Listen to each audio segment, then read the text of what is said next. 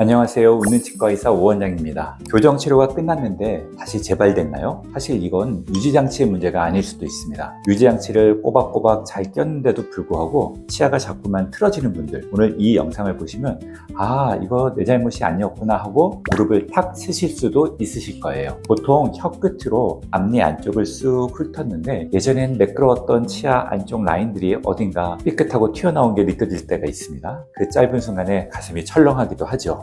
내가 그 고생을 해서 교정치료를 끝냈는데 또 교정치료를 해야 돼? 이것 때문에 또 돈을 써야 돼? 라는 걱정이 밀려올 수도 있습니다. 밤잠 설쳐가면서 인터넷에 교정 재발 검색하고 계신 거 제가 다 압니다. 그런데 제가 오늘 조금 불편한 진실을 말씀드릴게요. 유지장치는 치아가 움직이는 속도를 늦춰주는 브레이크 역할을 할 뿐이지 치아 자체를 움직이는 경향을 없애주는 건 아니거든요. 그래서 오늘은 제가 유지장치를 끼고 계심에도 불구하고 치아가 왜 틀어지는가, 왜 재발되는가, 이거에 대한 원인, 진짜 원인 3가지를 알려드리도록 하겠습니다. 특히 제가 나중에 말씀드릴 3번째 이유는 여러분들이 당장 거울을 보면서 1초 만에 확인해 볼 수 있는 방법이거든요. 이걸 모르면 수백만 원을 들여서 재교정 치료를 해도요, 결과가 크게 달라지지 않을 수 있습니다. 자, 이 영상을 끝까지 보시면요, 내 치아가 당장 병원에 뛰어가야 하는 위험한 상태인지 아니면 내 치아 배열의 자연스러운 변화인지를 스스로 판단할 수 있는 기준을 얻어가실 수 있을 거예요. 두 번째 이유는 치료 계획 때부터 정해져 있는 회귀 본능 때문에 그렇습니다. 이건 여러분이 관리를 잘못한 게 아니라 처음 여러분의 치아 배열 상태가 어땠느냐에 따라 결정되는 고유한 특성입니다. 자, 우리가 치아를 이동시키면 치아에는 치아 뿌리를 감싸고 있는 잇몸 조직들이 변화된 치아 위치에서 이게 재형성이 되고 거기서 이것들이 적응을 해서 그 위치를 잡아줘야 되는데 사실은 치아가 원래 위치에서 새로운 위치로 이동을 하게 되면 그 치아 뿌리를 잡고 있는 조직들이 우리가 그걸 이제 치주인대라고 얘기하는데요. 그런 섬유 조직들이 이렇게 늘어난 상태가 됩니다. 이건 마치 고무줄을 당긴 거랑 비슷한 거죠. 그랬다가 교정력을 풀어주게 되면 교정장치를 제거한 거죠. 그러면 다시 이게 늘어났던 섬유 조직들이 원래 위치대로 돌아오려는 경향이 있어요. 늘어난 섬유인대들이 다시 치아를 잡아당기는 거죠. 마치 늘어났던 고무줄이 힘을 빼면 줄어드는 거랑 같은 원리입니다. 이렇게 원래 있었던 위치로 돌아가려는 거를 치아의 위치 재발이라고 저희가 표현하는 거죠. 정말 우리가 재발이 되지 않도록 정말 제발 기도를 하지만 그래도 유지장치를 잘 안 끼면 이런 일들이 우리가 흔히 진료실에서 마주치고 있습니다. 솔직히 더 말씀드리자면요, 이동 범위가 크면 클수록 이 재발되는 경향이 큽니다. 그리고 치아가 많이 삐뚤어져 있고 회전돼 있던 분들이 재발되는 경향이 크죠. 우리가 벌어졌던 치아를 모아놔도 마찬가지로 다시 벌어지는 것들도 이런 재발 경향 때문에 그렇습니다. 또 이런 걸 막기 위해서 유지장치를 하지만 유지장치를 했다 그래서 이 재발 현상들이 완전히 사라지는 건 아닙니다. 유지장치가 잡아주고 있는 동안에는 괜찮지만 유지장치가 없는 동안에는 다시 재발되려는 경향들이 나타날 수 있다는 거죠. 그래서 교정치료가 끝났는데 10년 지난 이후에도 치아가 틀어지거나 변할 수 있다라는 것들에 대해서 좀 알고 계시면 좋을 것 같아요. 다만 이렇게 이게 재발되려고 하는 이걸 회귀본능이라고 하는데요. 이런 회귀본능은 교정 직후 1년에서 2년 동안이 제일 강하고 시간이 지나면서는 서서히 준다고 알려져 있습니다. 그래서 교정치료가 끝났을 때 초기 1년에서 2년 정도 시기를 잘 버티는 게 너무 중요한데요. 여러분들의 치아가 많이 이동한 그런 발치 교정을 했던 그런 경우라고 하면 혹은 굉장히 삐뚤빼뚤했던 치아라고 한다고 하면 재발되는 경향이 내가 더 강할 수 있으니까 교정치료가 끝나고 나서 한 1년, 2년 정도는 아주 타이트하게 유지관리를 잘 하자. 치과에서 알려준 대로 유지장치를 착용을 잘 하고 또 유지장치가 탈락되거나 변형되지 않도록 관리도 잘 하는 것들이 아주 중요한 일입니다.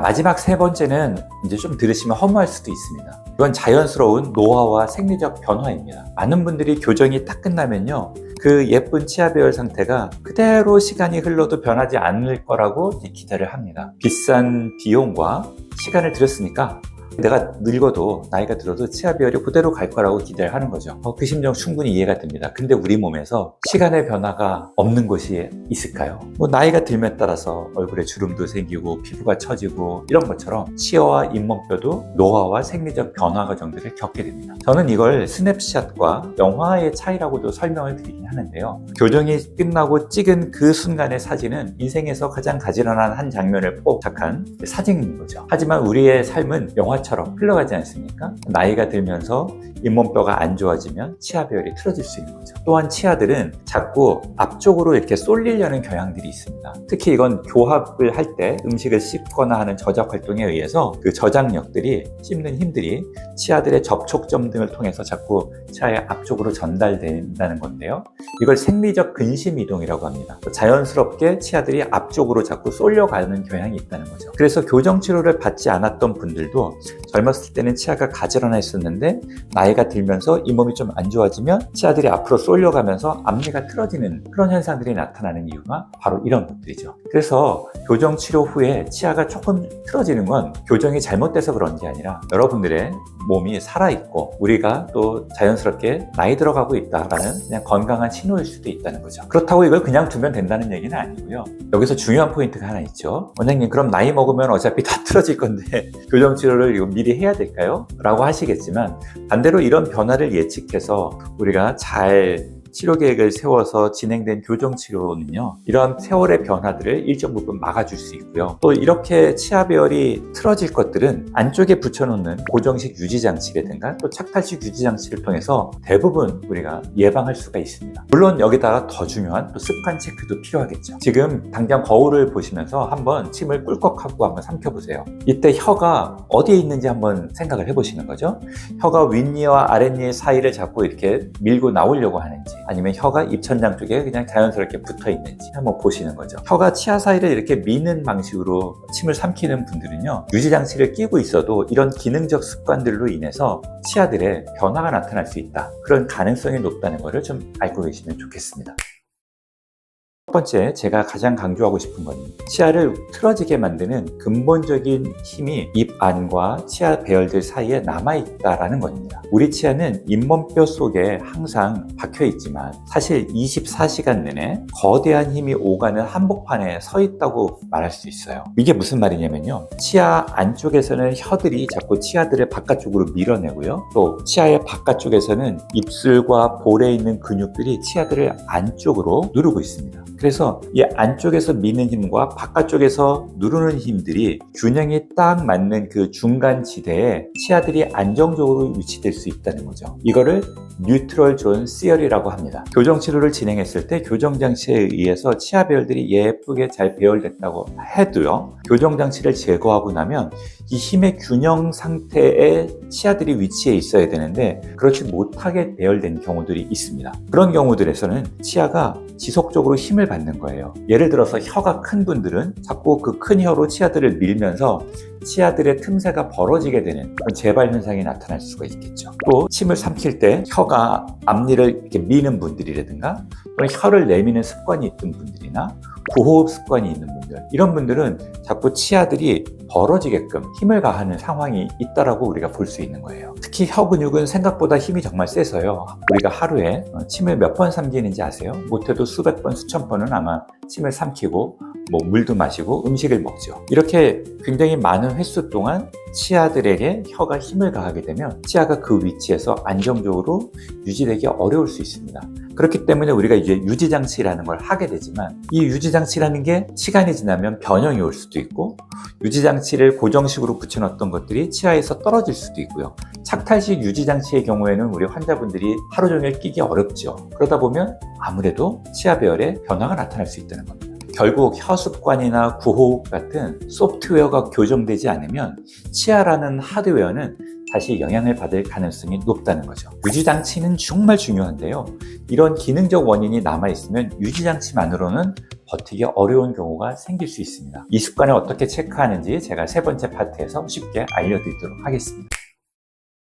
오늘 이야기가 좀 길어졌는데요, 유지장치를 소홀히 해서 치아가 틀어졌어요 라는 어떤 뻔한 말 대신 왜 치아가 움직일 수밖에 없는지, 그런 구조적인 이유를 제가 세 가지 짚어드렸습니다. 사실 제일 중요한 게 이제 하나 남았는데요, 지금 거울 속에 있는 내 치아를 보면서 예전에 교정 치료할 때는 괜찮았는데 지금 틀어졌는데 이거 재교정해야 되나 마나 하는 고민이 드시는 분들께 드리는 제 판단 기준입니다. 저는 상담할 때 딱 3가지를 주로 봅니다. 첫 번째, 어금니로 음식을 씹는 게 이 환자분이 예전보다 불편해졌는가 아닌가 하는 거고요. 두 번째는 이 틀어진 틈 사이로 치아가 약간 벌어졌거나 아니면 틀어졌을 때 그 부위로 음식물들이 너무 많이 끼어서 잇몸이 붓고 혹은 통증이 있을 정도로 아픈가, 아니면 음식물이 끼는 게 너무 신경 쓰이는가 하는 거고요. 세 번째는 이게 심리적으로 웃을 때 너무 신경 쓰여서 벌어진 치아들을 안 보이게 하려고 손으로 입을 가리는가, 뭐 이런 정도죠. 이런 것들 중에 하나라도 해당된다고 하면 이건 그냥 방치하시기보다는 재교정 치료를 하는 걸 추천드립니다. 단순히 예쁘고 안 예쁘고의 문제가 아니라요,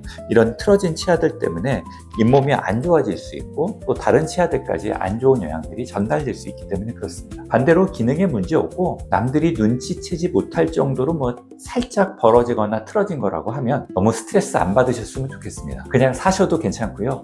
그건 우리들의 인생이 자연스럽게 흘러가는 과정이라고 생각하시면 어떨까요? 오늘 제 이야기가 재교정 치료를 받을까 말까 막 걱정했던 마음을 조금이나마 진정시켜 드릴 수 있으면 좋겠습니다. 물론 이건 아주 일반적인 이야기들을 제가 드린 거고요. 사람마다 치아 배열 상태나 입안 상태는 다 다를 수가 있습니다. 그래서 혹시 내 치아는 이런 식으로 벌어졌는데 이것도 재발된 건가요? 라고 하는 그런 궁금증들이 있을 수 있거든요.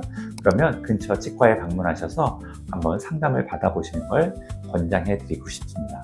저는 다음 영상에서 더 솔직한 치과 이야기로 돌아오겠습니다. 시청해 주셔서 감사합니다.